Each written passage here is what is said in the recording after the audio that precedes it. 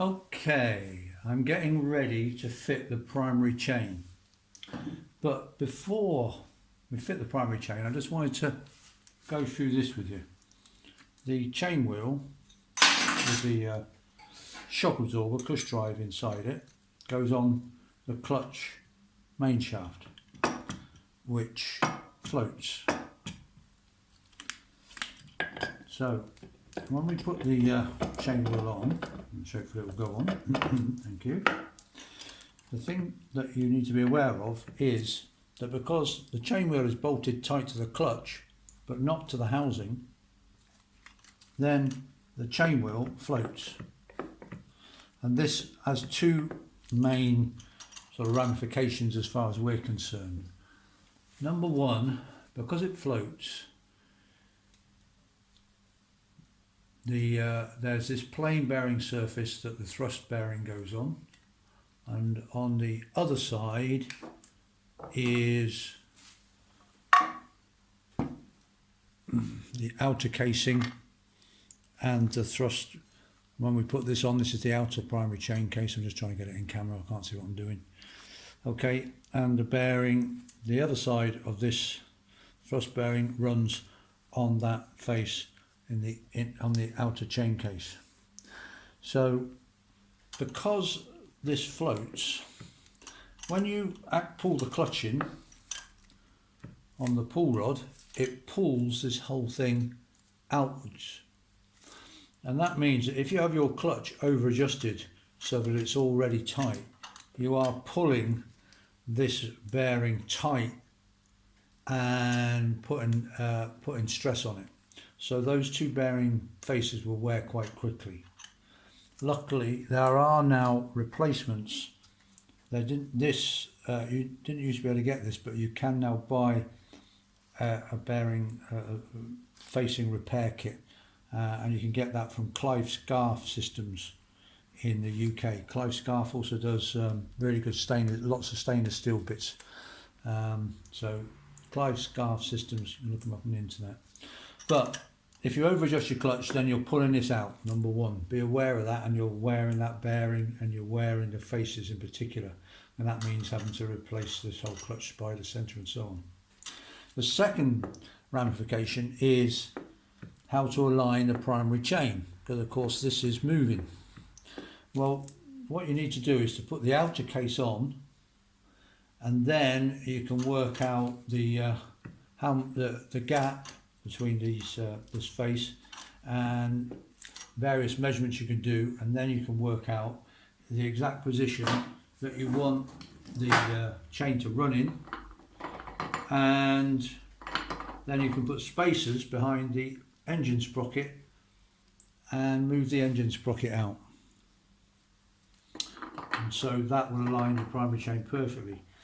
So if there are any spacers behind your engine sprocket, I think they come in two sizes, 3 thou and 10 thou. If you've got any spacers there, make sure they go back, because they're putting it at the factory. Obviously the whole thing's aligned at the factory using special tools, and that's fine. Now, there was never been any spacers behind mine, so I've always just rebuilt it like that.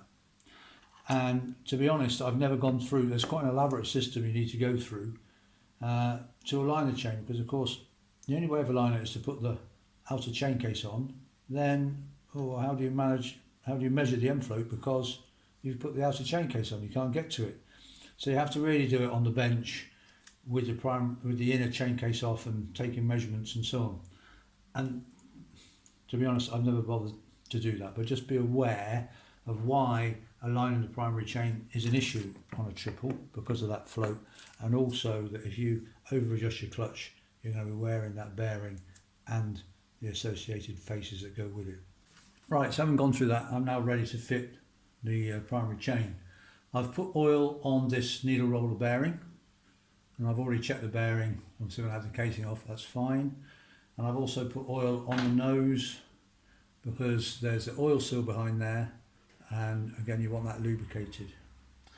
And I've checked that the thrust washer is in place on the back of the chain wheel, and then I think we're ready to go on.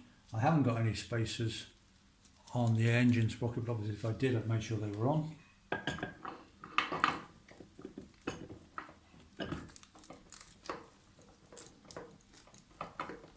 on, baby. There we go. There. Okay, so that's chain on. Oh no, it's not. Can you see what I've done there?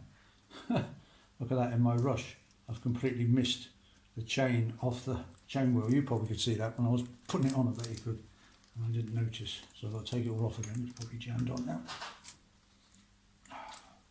And let's see if we can put the chain on actually in the right place. There we go.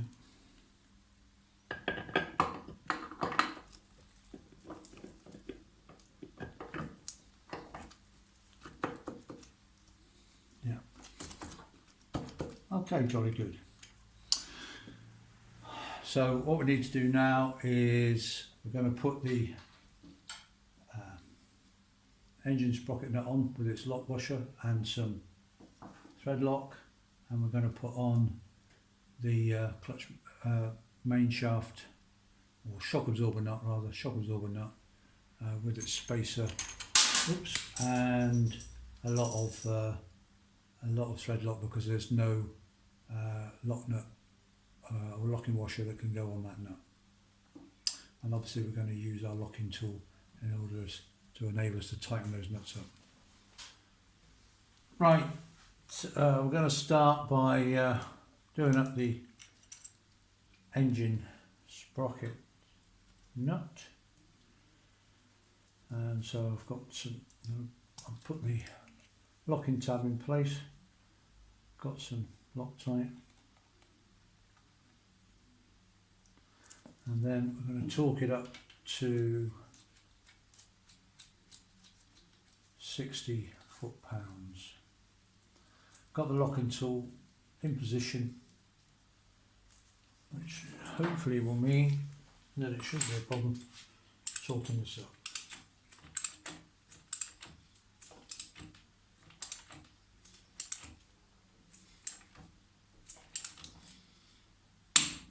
Go,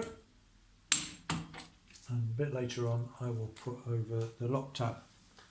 Then we come to the shock absorber nut, and that torque on that is between 75 and 80. That's a really high torque, foot-pounds.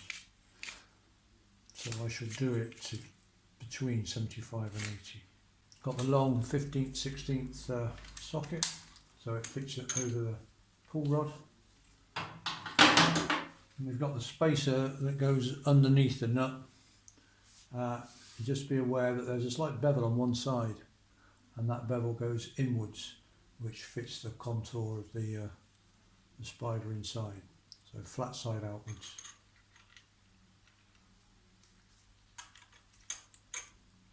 Okay, and then I was going to say I'm just going to put some Loctite on and then put this on, but what I've forgotten to do is I want to protect that thread. Well, not protect the thread, I want to cover the thread with some masking tape so that when I slide this on I won't damage the oil seal.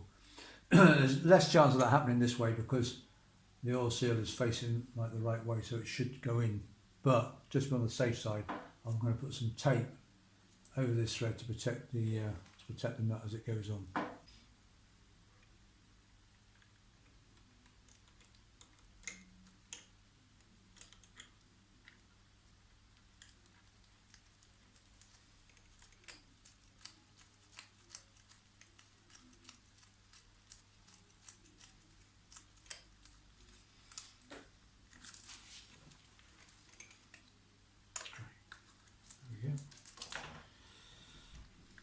When the oil seal's on the plain part of the pull rod, then you don't have to worry about it being damaged by the thread. Okay, so we're up finger tight. Torque wrench set between 75 and 80. 15th, 16th spanner. Socket. Get the torque wrench around the right way. And this is tight, but with this locking tool, It really shouldn't be a problem. There we go.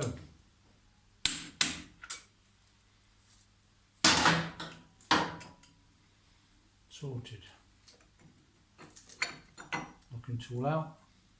And there we have primary chain fitted, apart from locking that locking tab.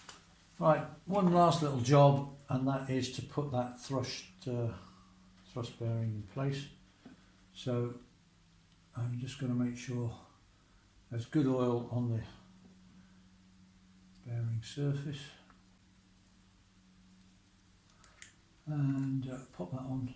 There we go, and it's ready for the outer casing.